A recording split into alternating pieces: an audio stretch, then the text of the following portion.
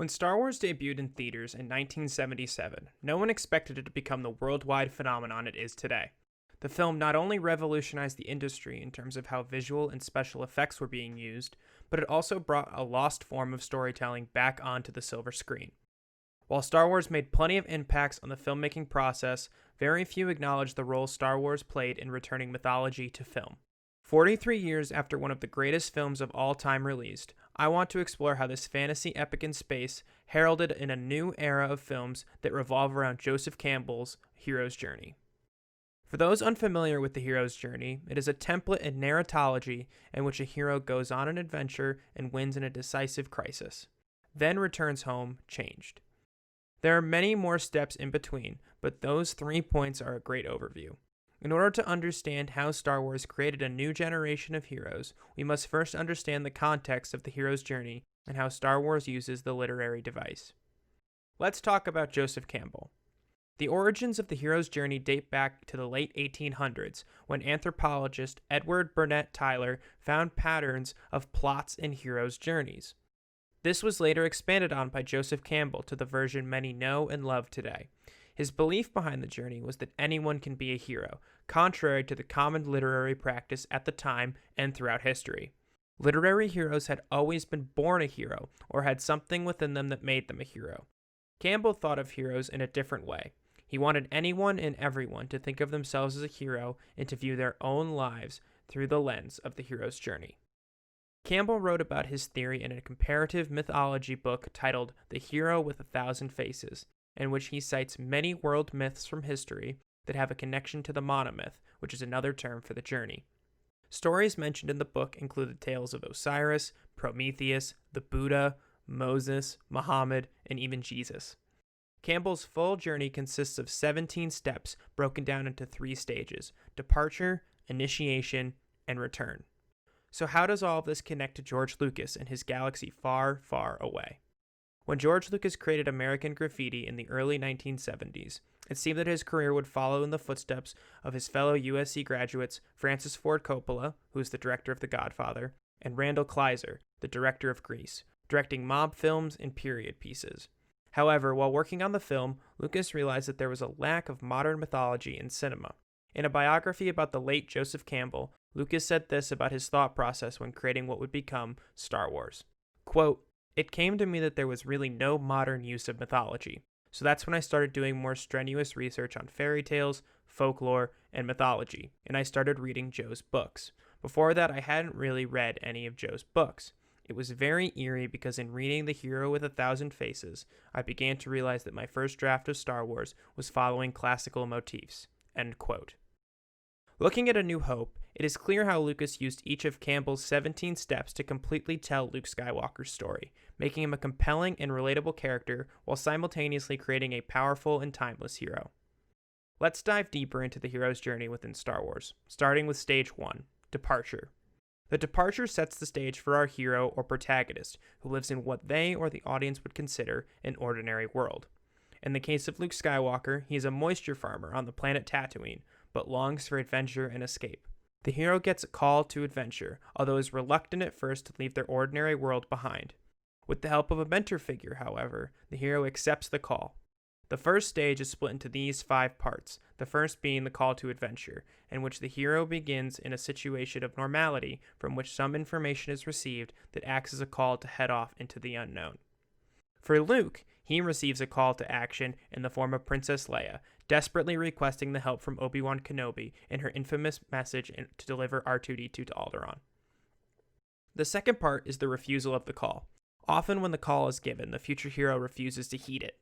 This may be from a sense of duty or obligation, fear, insecurity, a sense of inadequacy, or any range of reasons that would work to hold the person in his current circumstances. In the case of Luke, he feels obligated to work on the farm with his aunt and uncle, despite his true need to escape his ordinary world. Alderaan? I'm not going to Alderaan. I've got to get home. It's late. I'm in port as it is. However, when the Empire slaughters the only family he has ever known, Luke accepts his mission. Step 3 is meeting the mentor. Once the hero has committed to the quest, consciously or unconsciously, his guide and magical helper appears or becomes known. More often than not, this supernatural mentor will also present the hero with one or more talismans or artifacts that will aid him later in his quest, meeting the person that can help them in their journey. Luke has already met his mentor before his refusal of the call, but the teachings of Obi-Wan Kenobi become clear once Luke receives his lightsaber. The call to adventure truly begins in Step 4, crossing the first threshold. This is the point where the hero leaves the known limits of his world and ventures into an unknown and dangerous realm where the rules and limits are unknown. For Luke, to cross the first threshold is to enter the Mos Eisley Cantina, a place full of scum and villainy. The cantina is unknown and presents danger when Luke gets tangled in with the wrong two thugs. Luckily, Obi-Wan and new allies Han Solo and Chewbacca bail him out. Step 5 is to enter the belly of the whale. The belly of the whale represents the final separation from the hero's world and self. By entering this stage, the person shows willingness to undergo a metamorphosis. When first entering the stage, the hero may encounter a minor danger or setback. While minor, Luke's journey into the belly of the whale is his departure in the Millennium Falcon in Docking Bay 94. As far as Luke and the audience know, he has never left his home, much less the planet. By embarking on the ship, Luke is willing to leave his home behind. The new team also encounters stormtroopers on their departure, thus fulfilling the minor danger of this step. Some also believe that the trash compactor sequence later in the film is Luke's belly of the whale moment, because it is a literal representation of that concept. However, when looking at the film and the hero's journey in chronological order, I believe that the departure at Docking Bay 94 is far more fitting. Upon departure, Stage 2 is set into motion. This is called initiation. The initiation section begins with the hero then traversing the threshold to the unknown or special world, where he faces trials or tasks, either alone or with the assistance of helpers. The hero eventually reaches the innermost cave, or the central crisis of his adventure, where he must undergo the ordeal where he overcomes the main obstacle or enemy, undergoing apotheosis, and gaining his reward. The hero must then return to the ordinary world with his reward. He may be pursued by the guardians of the special world, or he may be reluctant to return, and may be rescued or forced to return by intervention from the outside. The second stage is split into 6 parts, the first being the Road of Trials. The Road of Trials is a series of tests that the hero must undergo to begin the transformation. Often the hero fails one or more of these tests, which often occur in threes. Eventually the hero will overcome these trials and move on to the next step. Luke Skywalker's trials come from his training aboard the Millennium Falcon. Luke attempts to track the laser bolts from the droid with his eyes, yet fails. He focuses too heavily on the physical, yet when he puts on the visor and blocks his vision, he's able to use the Force and deflect the projectiles. Step 7 is the meeting with the goddess. This is where the hero gains items given to him that will help him in the future. The character of Princess Leia plays a pivotal role in all 3 of the original Star Wars films, but George Lucas always wanted to ensure her powerful female presence was clear through the camera lens. However, Lucas also wanted to make it visibly clear how powerful Leia was, thus her bright and clean white attire that is associated with royalty. That did not mean that she could not handle herself, though, because as the audience sees, Leia is no one to mess with.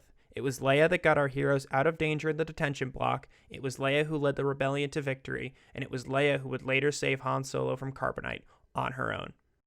Luke Skywalker receives no item at all, but a valuable and powerful friend, hero, and as we later learn, sister in the form of Princess Leia herself. Step 8 is titled The Woman as a Temptress. In this step, the hero faces those temptations, often a physical or pleasurable nature, that may lead him to abandon or stray from his quest. While some aspects of the hero's journey are not addressed directly in A New Hope, Lucas never forgot where his story came from and filled in the rest when finishing his original trilogy of Star Wars films. Luke's temptation comes from the dark side of the Force and comes in many moments throughout The Empire Strikes Back as well as Return of the Jedi. The most notable was during his duel with Darth Vader in the presence of Emperor Palpatine. Step 9 is Atonement with the Father. In this step, the hero must confront and be initiated by whatever holds the ultimate power in his life. In many myths and stories, this is the father, or a father figure, who has life and death power. This is the center point of the journey. All of the previous steps have been moving into this place, and all that follow will move out from it. Although this step is most frequently symbolized by an encounter with a male entity, it does not have to be male, just someone or thing with incredible power. Just like Step 8, Luke's journey could not be entirely completed in one film. The center point of his journey, fittingly at the end of the second film, is when Darth Vader reveals himself to be Luke's father. As Campbell suggests, all the steps have led to this moment, and all the steps after stem from this point. While not every step is in chronological order of the films, these are the greatest steps Luke must take in order to fulfill his journey. The 10th step is the apotheosis. This is the point of realization in which the greater understanding is achieved. Armed with this new knowledge and perception, the hero is resolved and is ready for the more difficult part of the adventure. For Luke, his greater understanding is achieved when presented with danger at all corners, relies on his new faith and training as he swings Princess Leia to safety across the Death Star abyss. Luke trusts the Force and himself, which ultimately saves not only his life, but Leia's as well. Step 11 is titled the Ultimate Boon. The ultimate boon is the achievement of the goal of the quest. It is what the hero went on the journey to get. All of the previous steps serve to prepare and purify the hero for this step, since in many myths the boon is something transcendent, like the elixir or life itself, or a plant that supplies immortality, or the Holy Grail. The Death Star's destruction may be the ultimate boon, but that does not mean that the story is done. For this step, the boon is R2-D2, and getting the Death Star plans to the Rebel base on Yavin 4. With the tractor beam disabled and the enemy distracted, it is time for our heroes to make their journey back to the Rebellion and to destroy the Death Star. The third and final stage is appropriately titled The Return. In The Return, the hero again traverses the threshold between the worlds, returning to the ordinary world with the treasure or elixir he gained, which he now may use for the benefit of his fellow man. The hero himself is transformed by the adventure and gains wisdom or spiritual power over both worlds. The final stage is broken up into another 6 parts. The first step being Step 12, the refusal of the return, in which, having found bliss and enlightenment in the other world, the hero may not want to return to the ordinary world to bestow the boon onto his fellow man. Luke, finding his bliss and enlightenment within the guidance of Obi-Wan, a man who offered him more information about his father and a new way of life within the teachings of the Force, is desperate and helpless as he watches his mentor get struck down. He refuses to return without him and is willing to die to avenge him. Had it not been for Leia, someone Luke would rely on heavily throughout the rest of the saga, Luke may have rushed into danger and cost himself or others their lives. Step 13 is properly titled The Magic Flight. Sometimes the hero must escape with the boon, if it is something that the gods have been jealously guarding. It can be just as adventurous and dangerous as returning from the journey as it was to go on it. The magic flight of the Falcon from the Death Star to Yavin 4 is a key moment in the film and in the journey. It gives time for loss, but also reminds the heroes that danger is ever present. Luke must put aside his loss and fight TIE fighters from the gunner's station aboard the Millennium Falcon. The task of protecting R2-D2 and saving the galaxy falls upon him now. The next step is rescue from without. Just as the hero may need guides and assistants to set out on his quest, often he must have powerful guides and rescuers to bring them back to everyday life, especially if the person has been wounded or weakened by the experience. The rescue from without in Star Wars comes from an unlikely ally, Han Solo. After seemingly departing from the journey in order to pay off his debts, Han returns to rescue Luke and to save the galaxy, despite knowing what will happen to him as a result. Because of his efforts, Luke is able to destroy the Death Star.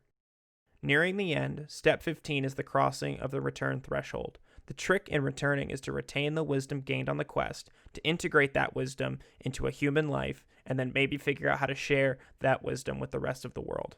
Now that the ultimate task has been completed, Luke must return to his ordinary world. However, his ordinary world is no longer Tatooine, but rather a world without the dangers of the Empire or the Death Star.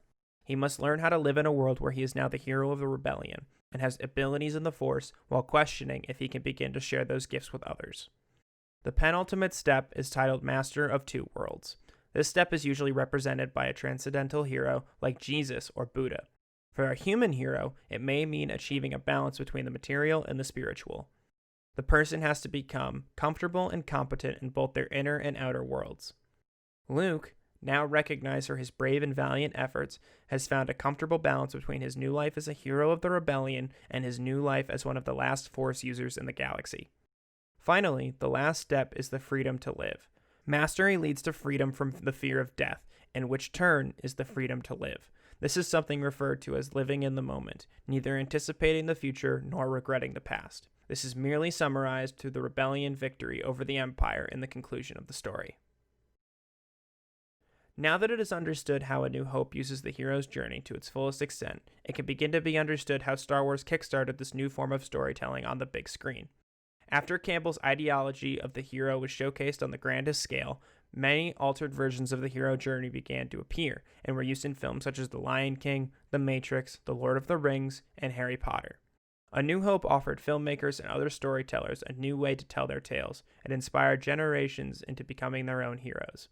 Part of the reason that Star Wars has lasted as long as it has is because the story is timeless and continues to captivate audiences with its realism within a fantasy world while simultaneously inspiring those who watch it. When George Lucas sat down and used Campbell's work to inspire his story, I believe he understood exactly what he was doing, and later used the same material as a source to show how a hero who strays from the journey can fall, as in the case of Darth Vader. Perhaps now as you, the viewer, return to a galaxy far, far away, you too will look at the story of Luke Skywalker in a new light, just as I did after discovering the hero's journey a few years ago. And perhaps when you sit down to watch other films, you will see the similarities and references to a hero's journey, because it is a prime example of what it means to find our inner hero and what it means to be human. Thank you for watching this video. If you enjoyed, please consider subscribing and giving this video a like. I post new Star Wars content every Friday. What are your thoughts on the hero's journey in Star Wars? Let me know in the comments below. And as always, may the Force be with you.